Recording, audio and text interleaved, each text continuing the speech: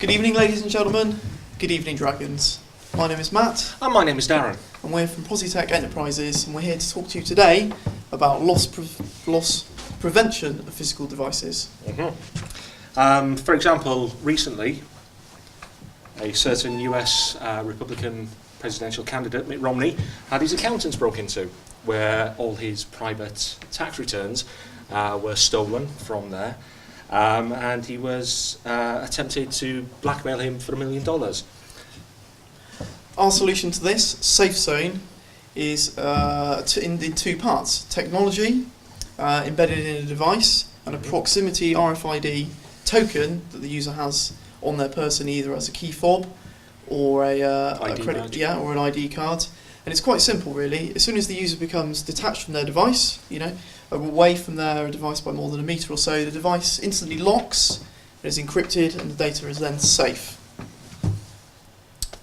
Oh no, a troubled youth approaches.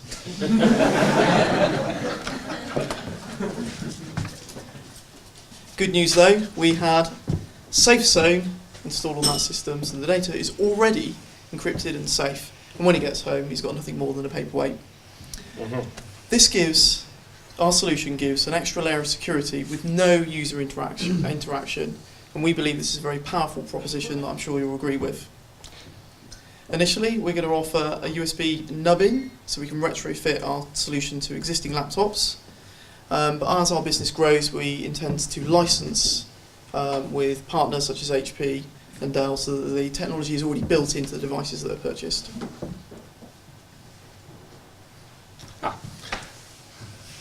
Apologies.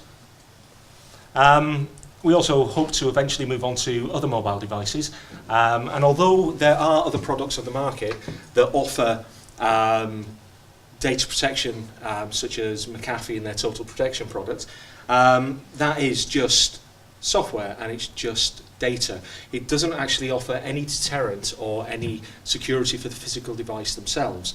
The beauty of our product is its mass market appeal. Every business is going to want our solution, and every business wants to secure their data and the devices that data is held upon. Initially, we sort of plan to go to small and medium enterprises, offering our product out to them, building on each sort of successful deployment. And once we've conquered the large enterprises and the whole of the business market, we'd like to get our device certified, something like through the National Technology Authority for Information Assurance, CESG, so that we can market our device out to government and defence.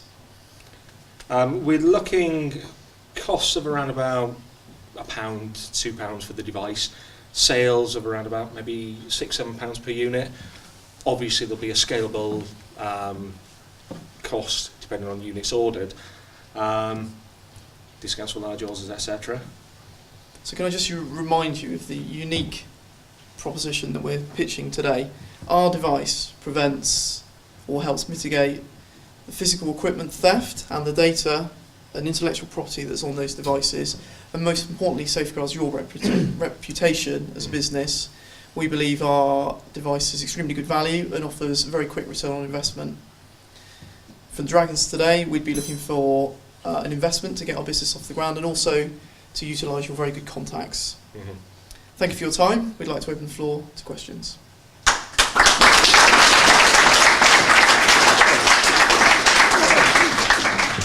Prepare to be slaughtered. Slightly confused. Are we talking device, software, both? We're talking a hardware device. That's what which will have software within and basically a token. So the device is on the laptop or USB or physically built in, and then the user can say, an ID badge containing the second part, the second factor. Yeah, so it actually unlocks the device, whether it be a laptop or a mobile phone. Or so a device built in at £1 to £2 per device. Yeah. Indeed. Now see, the reason that we can offer, or we believe that we can offer this so cheaply, is this technology already exists. This is the sort of thing you'll find in keyless door entries for cars, for example. So we're sort of utilising a similar technology and bringing it into the sort of IT security space.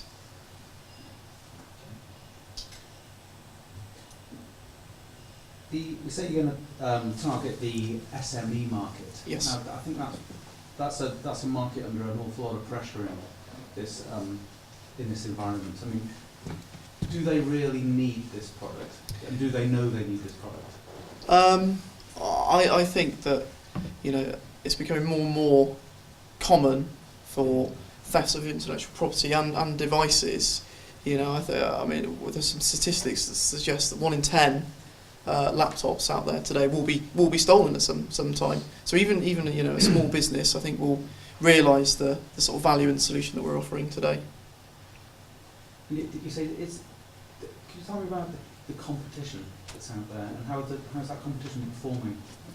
Well, McAfee, they're a big company, but as I tried to explain, it's software based. It protects the data itself. But if someone gets the physical box, you know, you've lost that. You've lost that piece of equipment. If someone gets into your data rooms and steals your servers, you've lost that, and you've lost the data on it. Whereas McAfee, fantastic product, but it's going to protect the data and not the physical asset itself. So hopefully we will do better. I think I understand the technology. It's very straightforward, virtual chain, if you like, and I can understand the purpose. Have you put it through any trials to see whether you can discover any unintended purposes or downsides of the technology? Is it foolproof? I think we'd like to think that it is foolproof. But we would like the money so we can do further testing.